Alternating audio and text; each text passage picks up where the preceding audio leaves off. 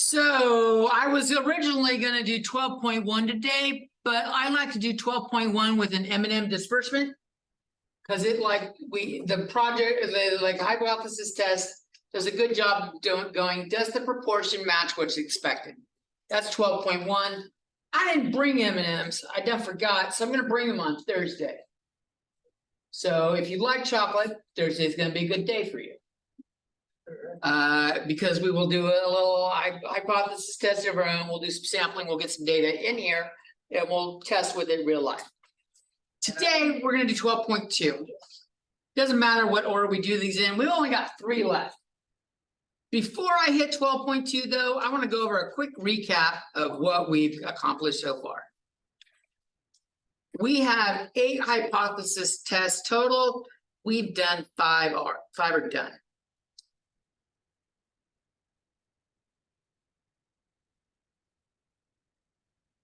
So I'm gonna make a little table here because this helps. Whether you like a table or not, you don't have to. Having H0 and HA and just seeing how they all compare. We start off with chapter 10, we did 1 sample test. We had 1 proportion and 1 mean.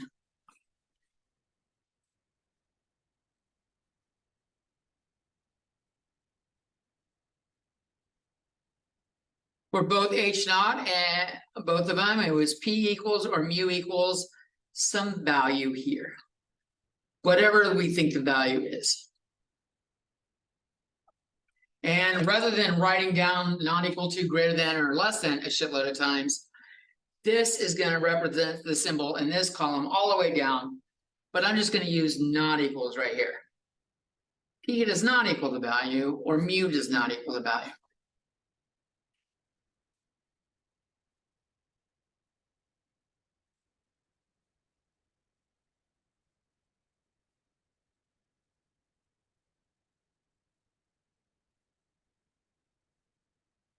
Then we kicked our shit up into second gear with 2 samples. And this has delivered us 3 different categories. We had 2P, 2 proportion test, 2 mu or a 2 means test, and paired.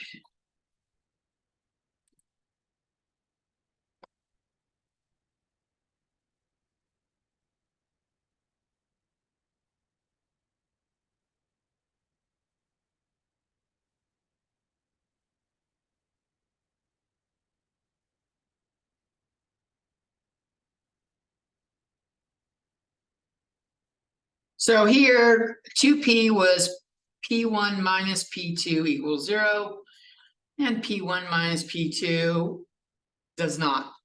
One of those 3 up there.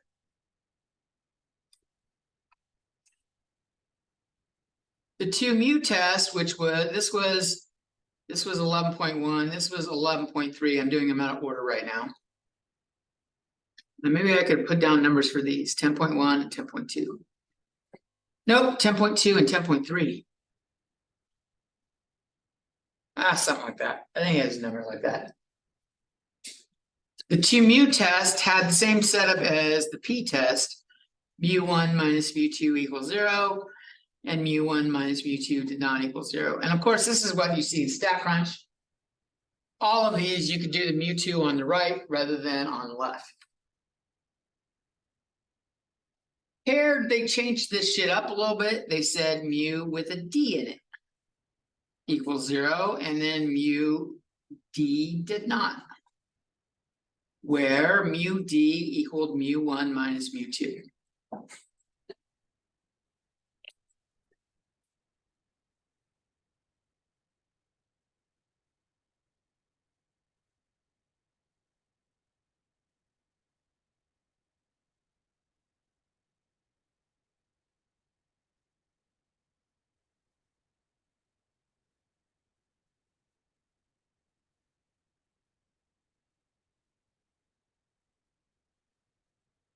Oh yeah. Boy, how'd I get so lucky? What? How'd I get so lucky? I'm doing this.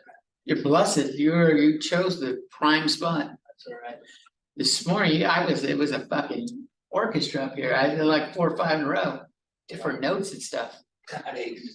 I'm waiting for the day I can play a tune, like with skill. It'd be fucking great. You know, so you fucking raise your eyes, but you know you'd be impressed if someone could fart a tune. And that too. Like, right?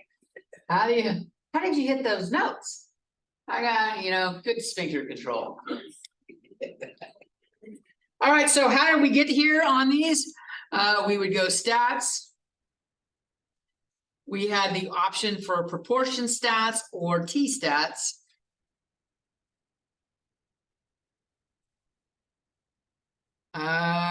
From here, we had 3 options, 1 sample or 2 sample. And then T-stats alone had the 3rd choice paired. But proportion stats could be 1 sample or 2 sample, and same with T-stats. They both could be this. Then we finish it off with data or with summary. And well, either of the first 2 can say with data or with summary. Paired is data only.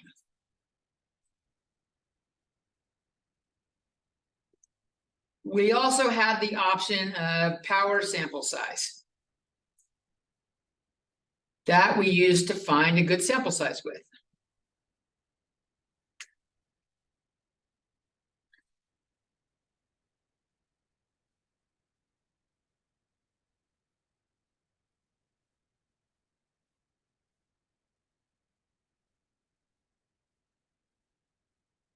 Chapter 12 is going to yield.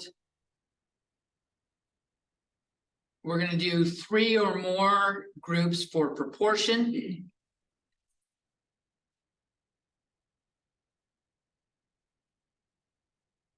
In chapter 13, we just have 1 section. It will be 3 or more with a mean.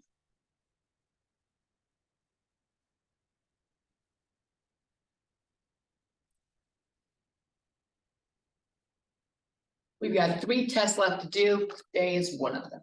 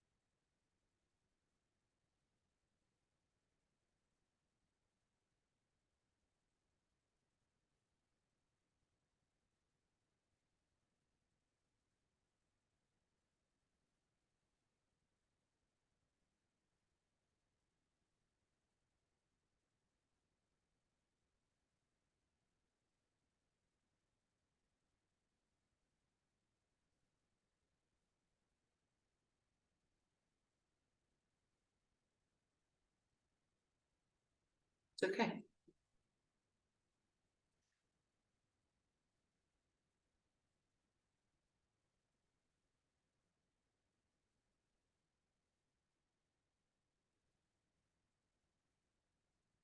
Anybody need a little more time on this?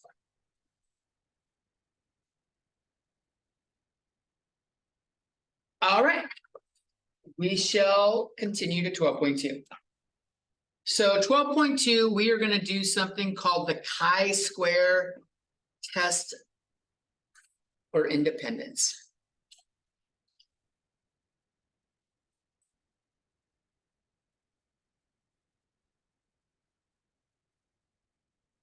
This sounds like chi, kind of like bi. Or if you're a fan of Karate Kid, like Cobra Kai. That sound, that's chi. It's a Greek letter. The Greek letter is a wavy curly looking X, a fancy looking capital X. And so chi-square is it's squared.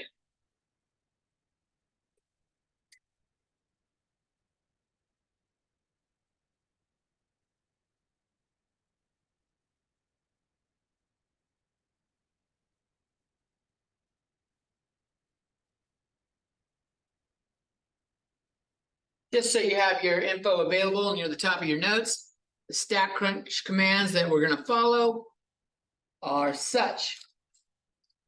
Stats, tables, contingency,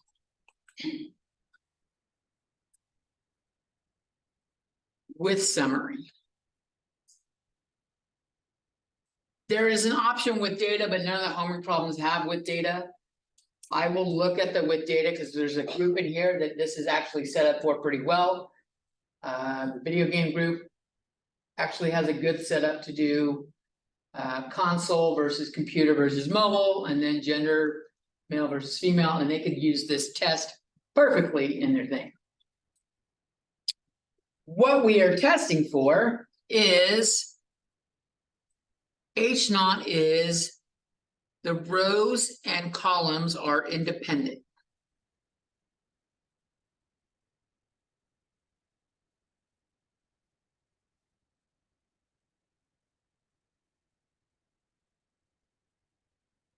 HA is the rows and columns are not independent.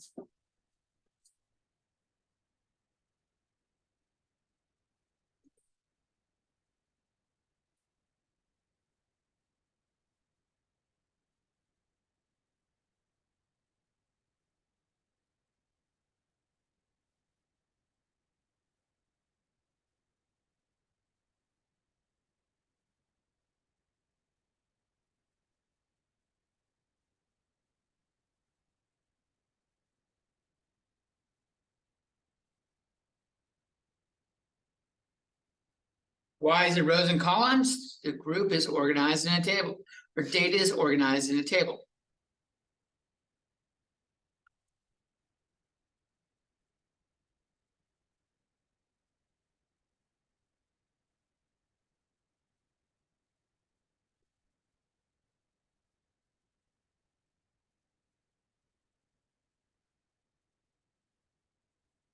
You might have categories going down the rows and groups going across the top, but you'll have at least 3 groups.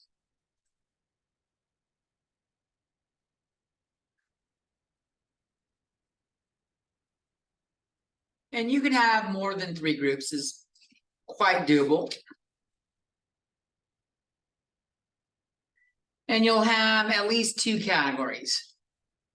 Category 1 and category 2. You can have more categories here as well.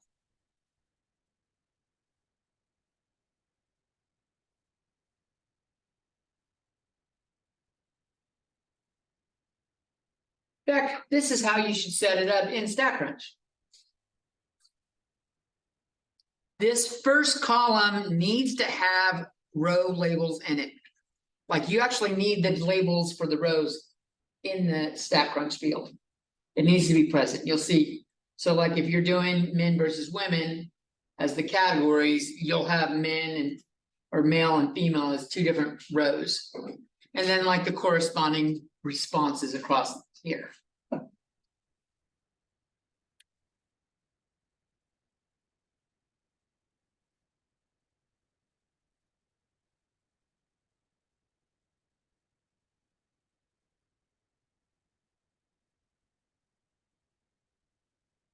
So what will StatCrunch ask you?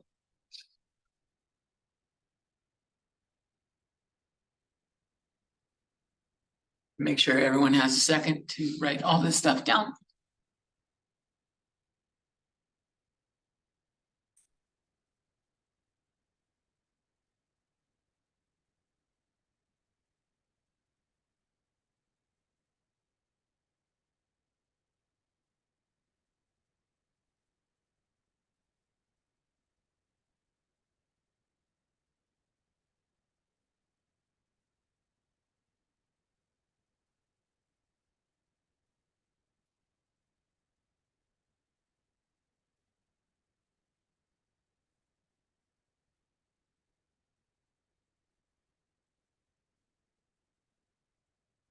Now, it's important to know that you're gonna get numbers for each category, each box here.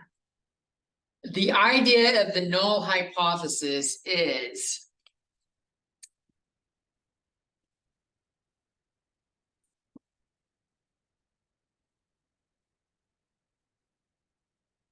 Each group's responses to the categories or vice versa, depending on how you've written it.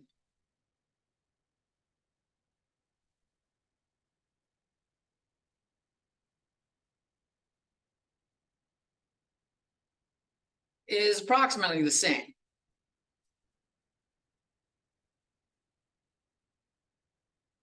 That's the null hypothesis.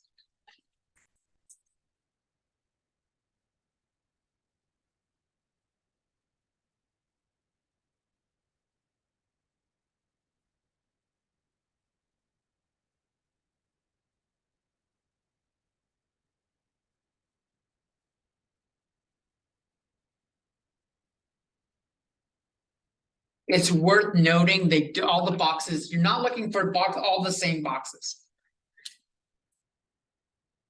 They just have to match up between the groups.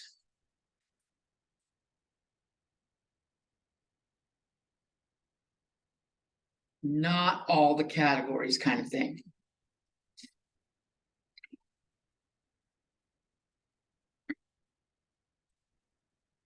Yeah, you think this looks a little bit, this makes more sense when we're looking at results.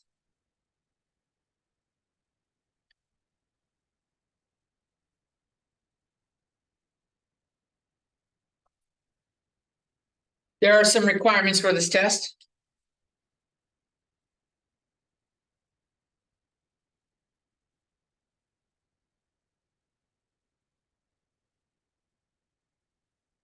All categories have frequency greater than what?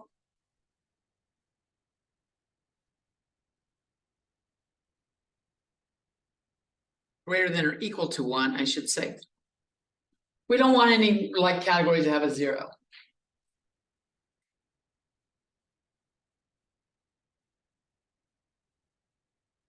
Two comes in two different ways you can look at it. No more than 20% are less than 5.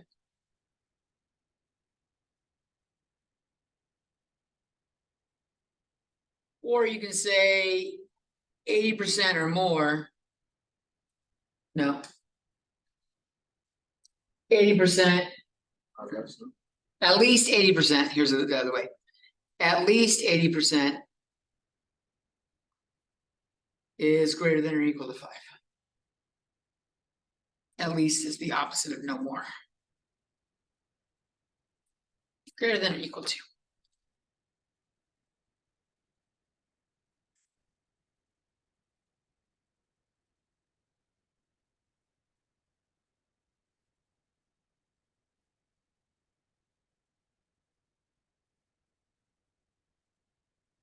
Only a little bit more writing here, then we'll have some examples. Because I want to like write down what it's going to ask you, because people get confused on what it asks you.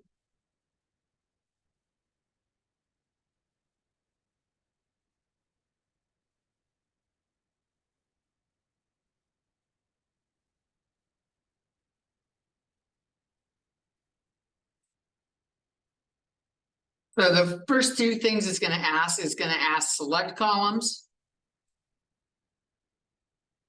And there's going to be something that says row labels.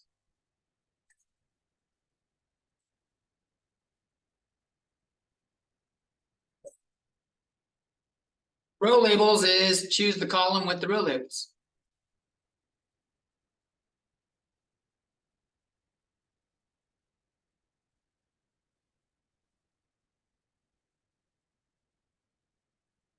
And the columns you select are, these are all the other columns. Besides row labels.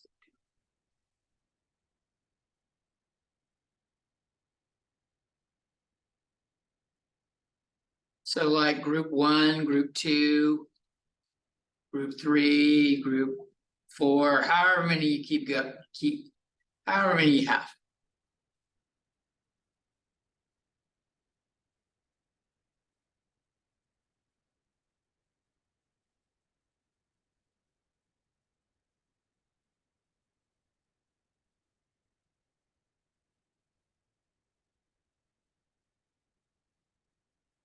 And finally, there's an option for what we display.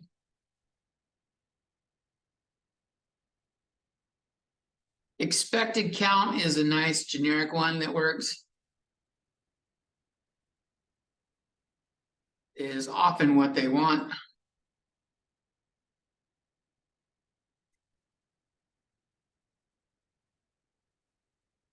But something I think you might like better, depending on what you're doing, is other options include row percent and column percent.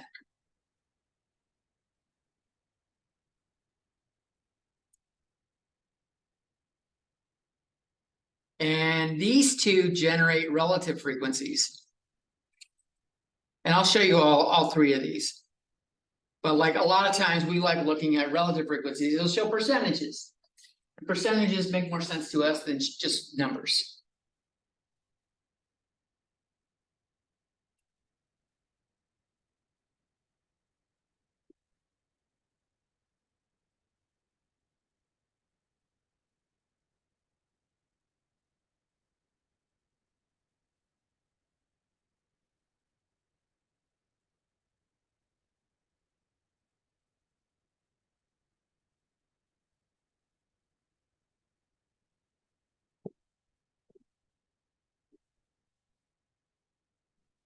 Three blind mice.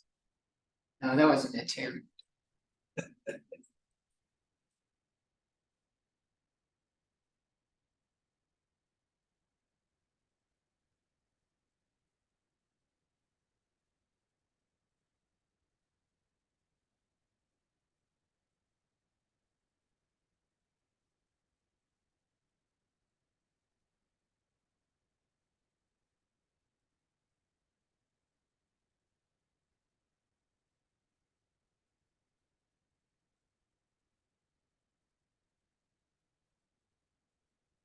You guys ready for an example?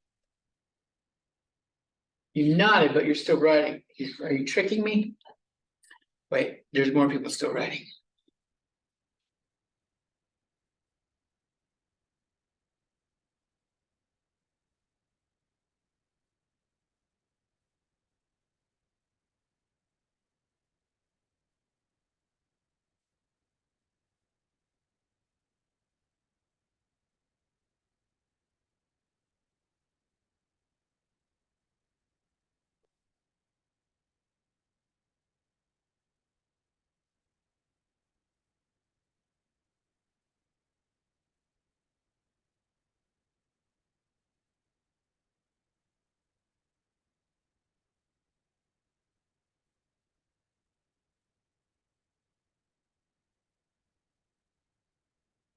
You guys ready? So first example, this is from the lecture notes I told you about, but you can see in the finals, or not that, in the files. Example 1, in a poll, 883 males and 893 females.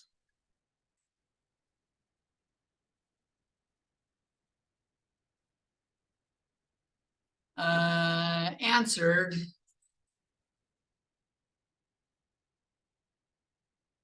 if you could only pick one,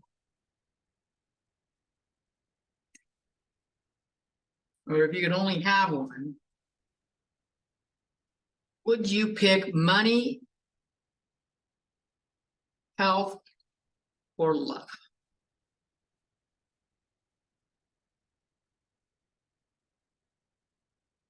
As of the question.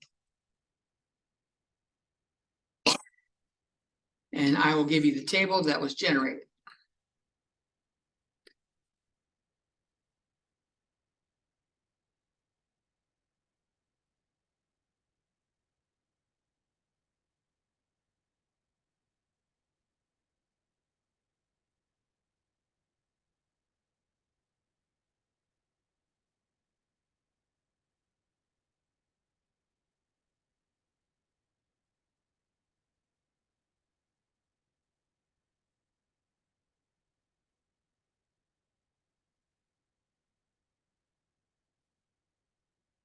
We want to test the claim that gender and response are independent.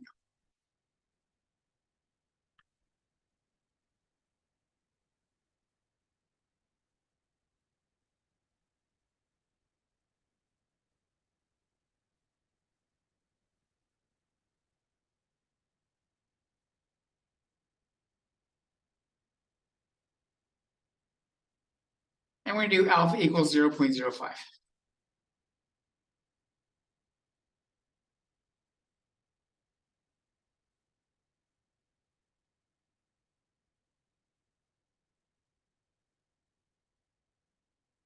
And I already have this typed up, so I'm gonna get this loaded.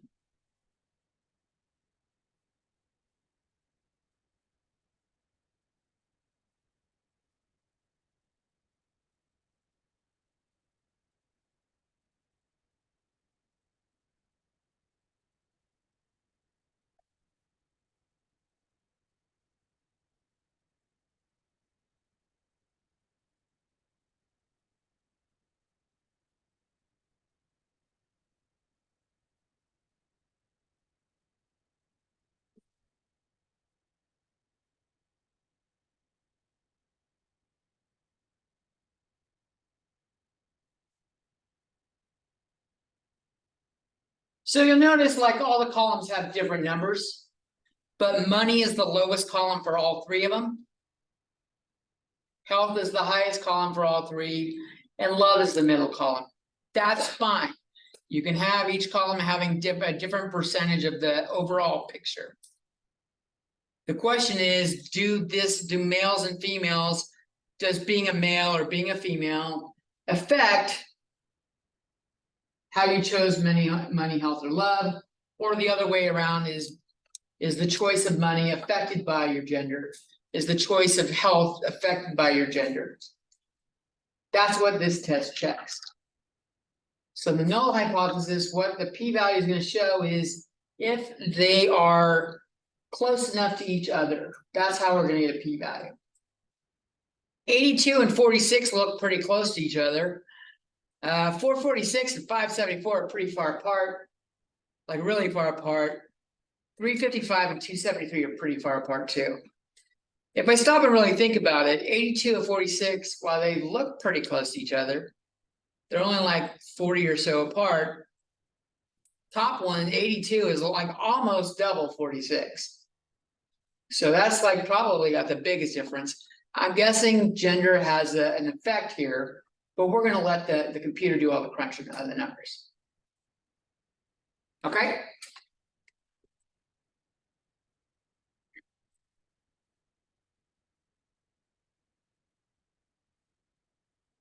Everyone ready? Sweet. Now I have this stuff preloaded in here. I've got gender, money, health, and love. And we're going to use gender again with like it, love it, gotta have it. Doesn't say gotta have it, it just says gotta have. Fail. We're going to go, oh, real quick. If you decide to use StatCrunch for your project, when you enter all your data is in there, click save. Or after you're done doing manipulations that you like, click save. It might be worth copying it all over to an Excel file first, so all your raw data is in a separate spot, just in case you done fuck some shit up and like lose association between rows and columns. It's worth having your raw data like saved in another spot as well, just in case you make a mistake. But you can always, like after doing some manipulations, or if you're typing it in by hand, click save and allow you to save your files.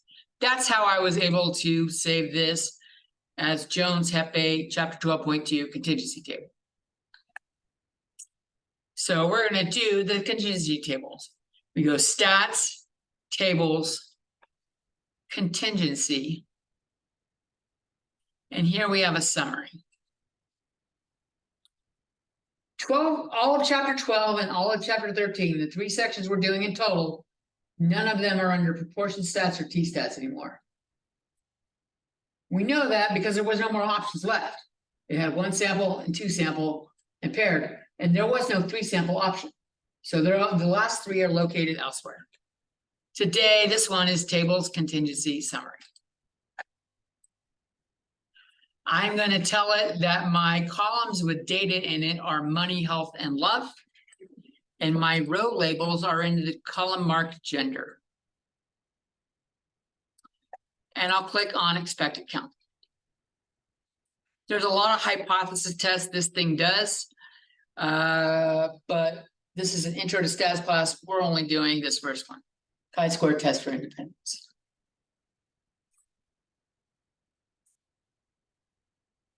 I click compute. And it gives me a value for my chi-square value. I'm going to write this down. Is 36.8. I'll just do 1 decimal place. And my p-value is less than 0.0001.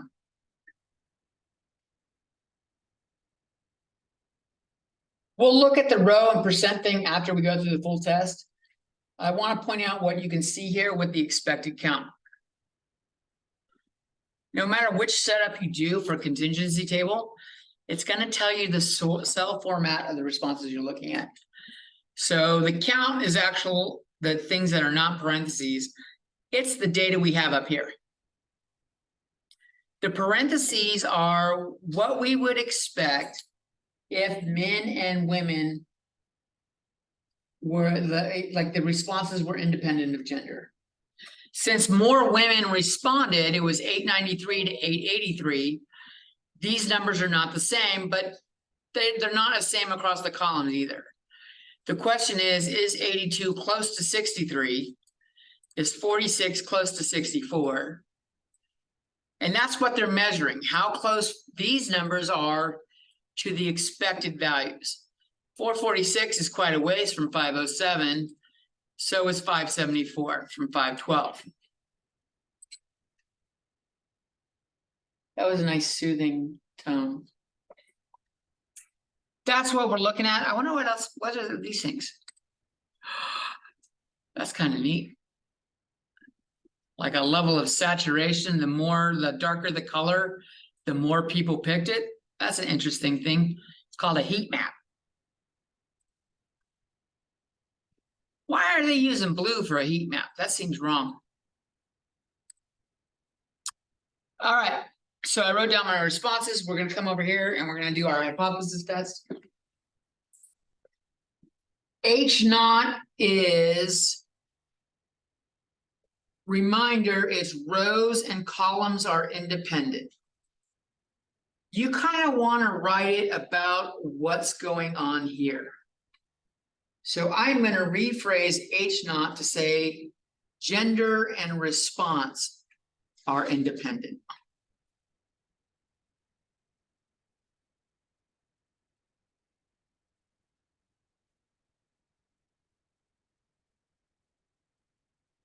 HA is they are not.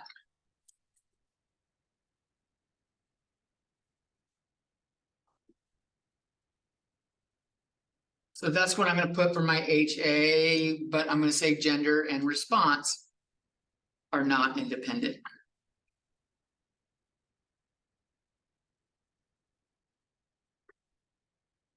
You can either say not independent, or alternatively, you could just say dependent. That's what not independent means. Like not independent is like a double negative.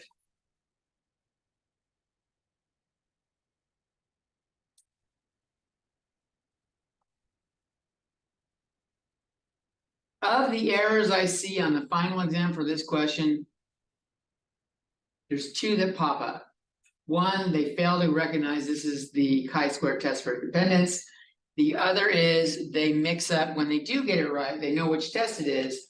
They say the dependent one's on top and the independent one's on bottom. So it's important to note, independent one is the H0. We want them to be independent. That's like the null.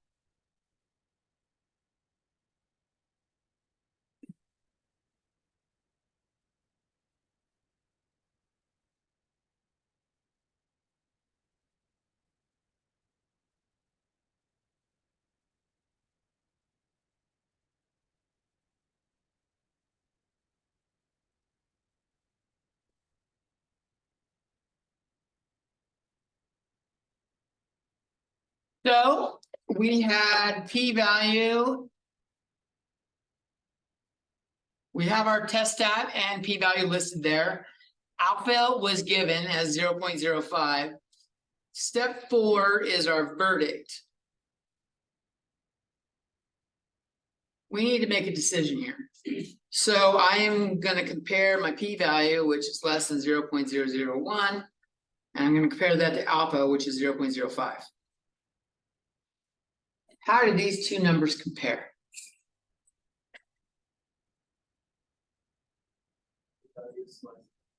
P-value is less than alpha. How does that guide my verdict? Rejecting H naught. We're going to reject H naught. It's too low. We're going to reject the HO. We're going to reject the null hypothesis. We're going to support HA. And HA is there's a dependency between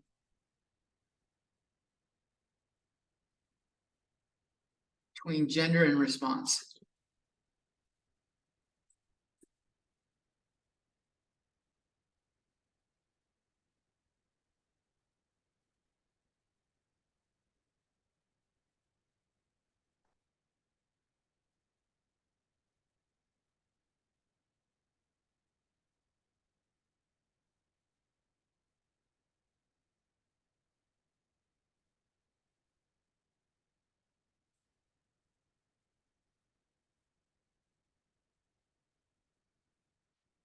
So if I make my concluding statement, I'm going to say we're supporting HA. The reason we would support it is there's enough evidence. There's enough evidence to support the claim.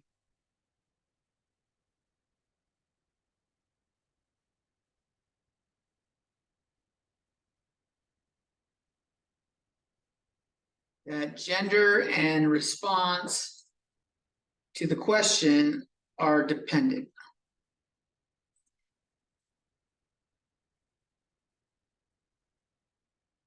In fact, if I was putting it in a paper, I would probably say money, health, or love, like actually state the question.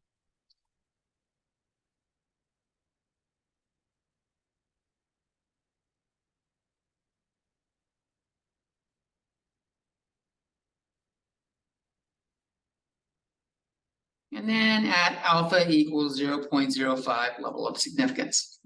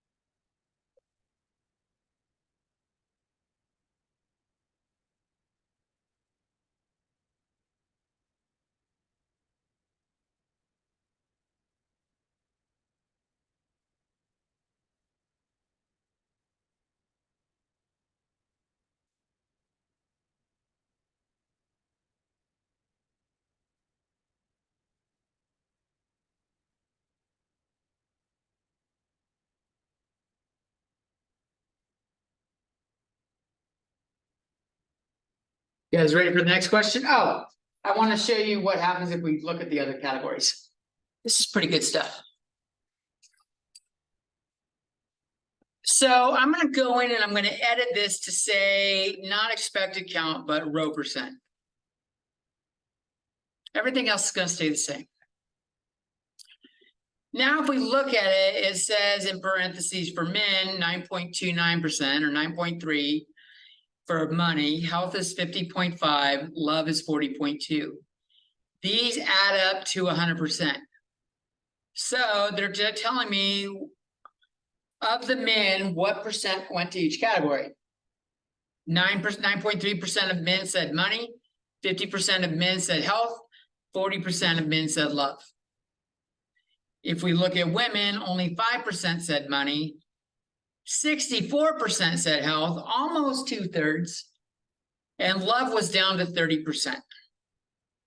So like, that seems like a way we're more likely to look at it and go, yeah, I can really see a difference here.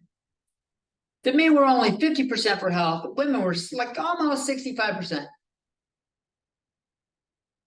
That's quite a big chunk. 15% different is quite a pretty big chunk. In terms of percentage on men and women for money, it was almost double. You could also choose to look at it as column percents, depending on how you have your group set up. And now it's looking at like only the percents that go along the columns. So money says 64 and 36, basically. Of the people that said money, 64% were men, 36% were women. So like this one actually shows a real imbalance between the genders.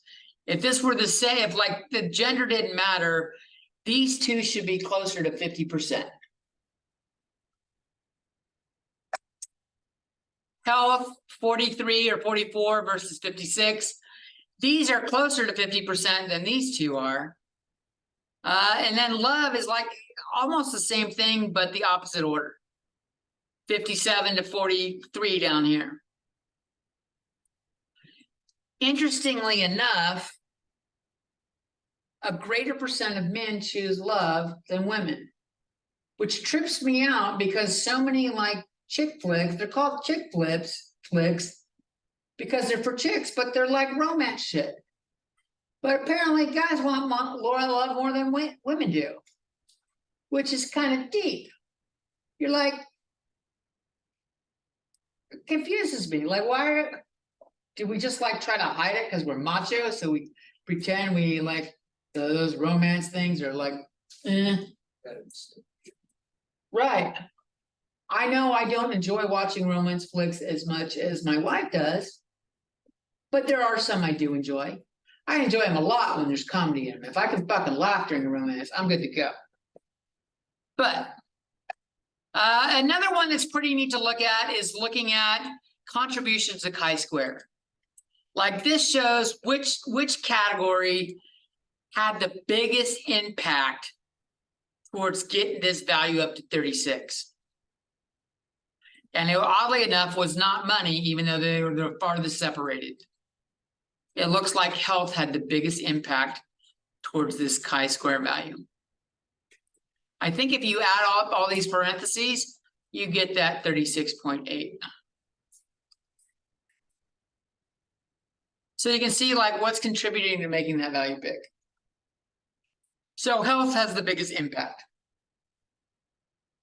For me, I think row percent or column percent is more interesting. Row percent is pretty interesting too, though. The least interesting one to me is expected count, but homework might ask you that. And this is what it should be if groups didn't matter. If gender didn't matter, this is what we could expect. Because generally they both have different totals. Your sample sizes are different, so there's no reason to have the same numbers in each column because you know you don't have enough to add up. So this is what it would be with the expected counts with balance. All right, I got one more for you. It's related to that. Like it, love it, gotta have it. Does anyone know where that's from? That's Coldstone. So our next question is brought to you by former COS students. Some COS students thought, I want to get their wording right, so I'm going to pull it from the lecture notes.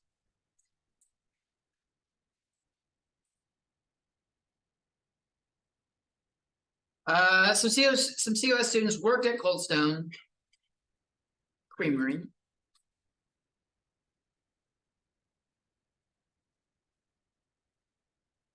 And felt that gender and ice cream cup size were related.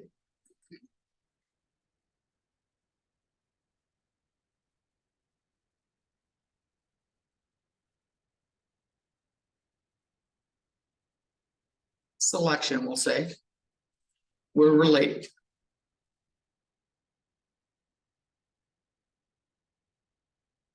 They performed a survey and collected the results below. We're gonna use alpha equals 0.05 level of significance.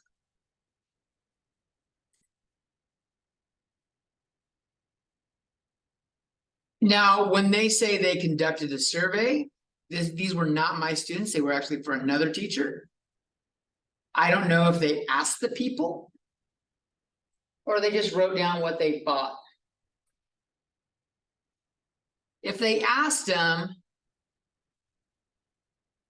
hopefully they asked them, what gender do you identify as? Because looking at someone is not a good indicator. If you're doing surveys and you want to know gender, male or female, give them that as an option to choose on their own. Don't just look at someone and decide for yourself, because I can tell you more than 5% of the population addresses me as ma'am if my hair gets longer.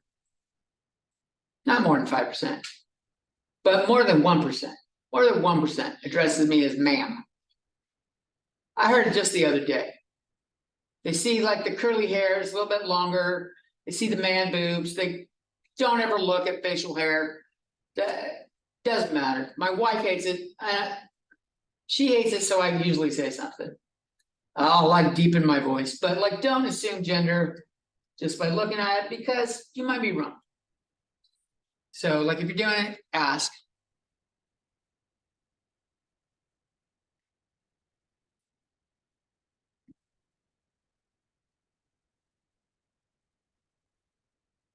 Usually when they think I'm a female, they think me and my wife are lesbians.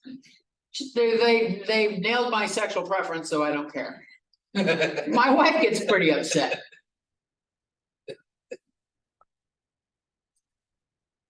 We have 105, 63, 79, 86, 54, and 150.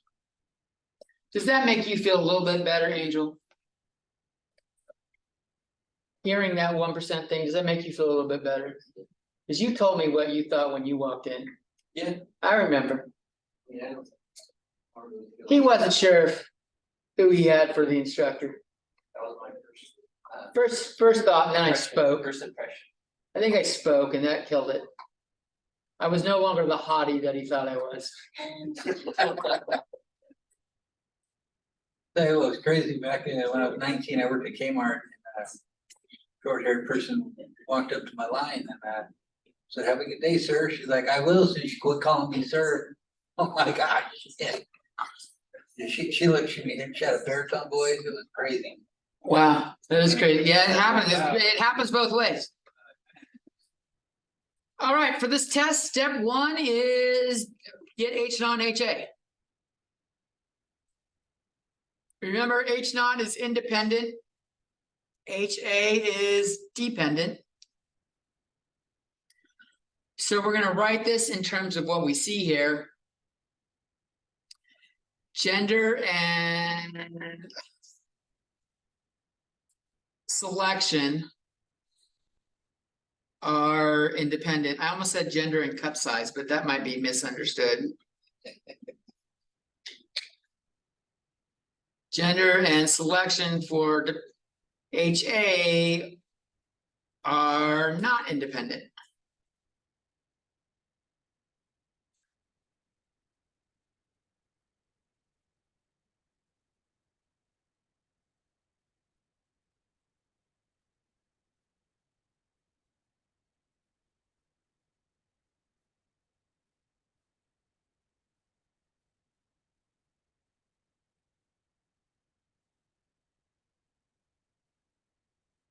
This actually makes a great survey or a great one to do for a class project, because you're not having to compare it against any pre-existing information.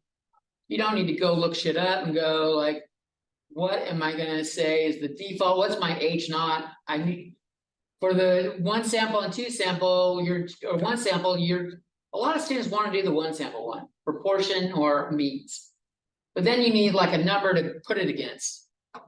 Here, we're not. You just collect the data and go, is there a relationship between the columns and the rows?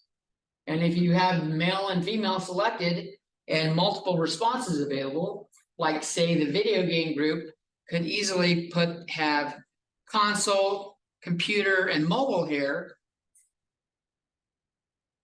They could say whether or not gender affected which one they chose of three. Or they could go the other way, they could do a 2 proportion test and go do more men play than women. And I think they saw that the results, it was a lot more men than played than women. They could even set like a criterion for it. Do like more than 50% of men is like men 50% higher. The percentage of gamers of men, percentage of gamers that are men, is it like 50% higher than women? You could easily like edit that and do that, like really make it crazy.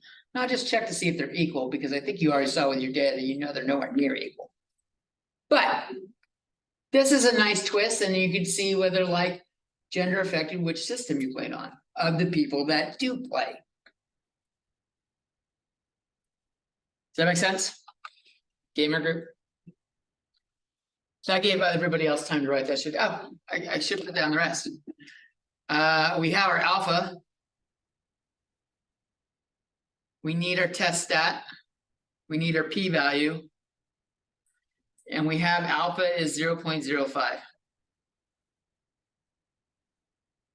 So I'm gonna go grab the rest from StatCrunch.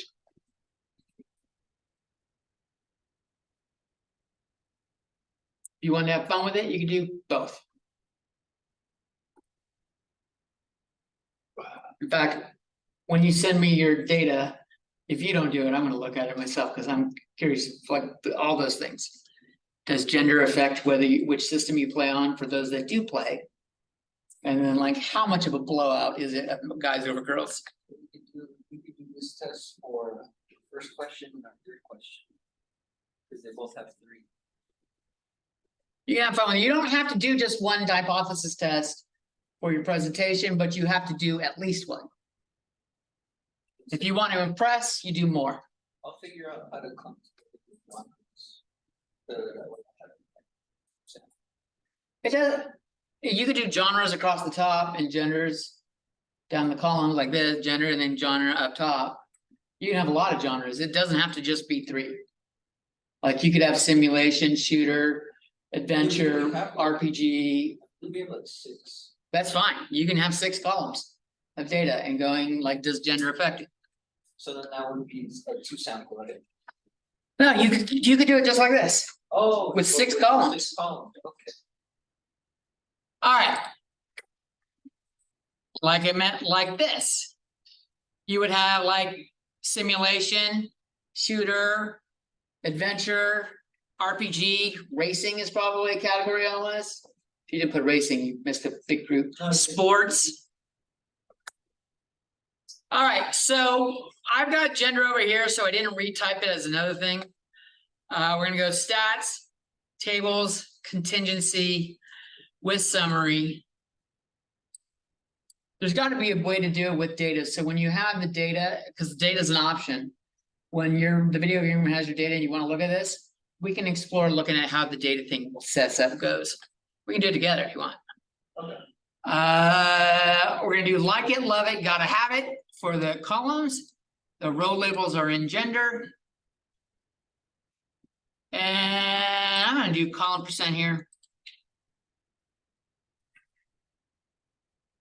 And we get a value, oh my gosh, 49.7 is our test statistic. That's like the number of deviations away. 49.7 deviations away from the mean. Our p-value says less than 0.0001. I think they want to show a lot more zeros, but they just don't have it in the system.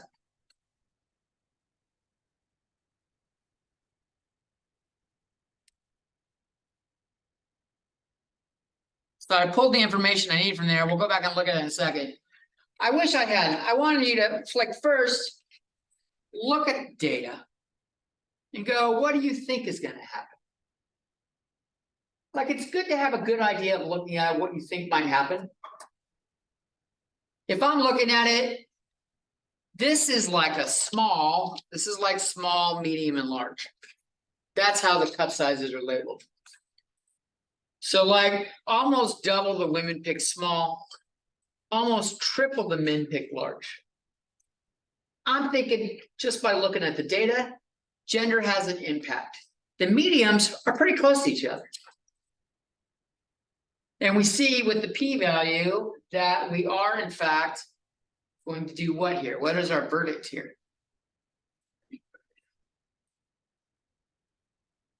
How do they compare? Less than? So what does that mean? Reject the hoe and support HA. Excellent.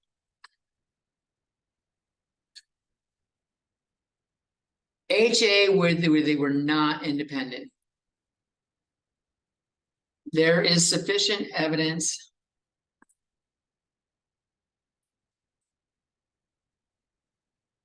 to support the claim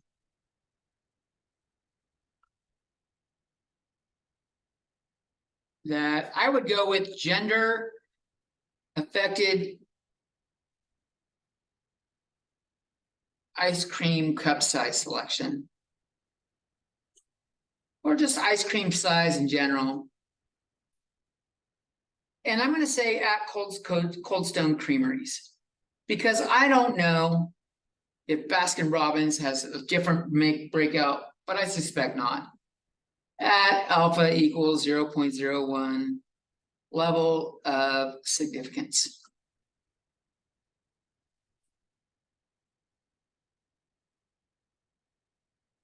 So notice I didn't use the word independent or dependent here. I just said gender affected ice cream size. You put the wrong level. I did. That was a test. Not really. That was me just fucking up. I think we had in Math 321 earlier, we had a 0.01. It's been in my brain.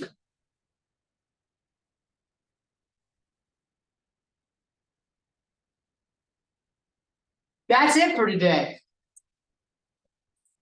You are free to GTFO or spend the last 5 minutes talking about your project score.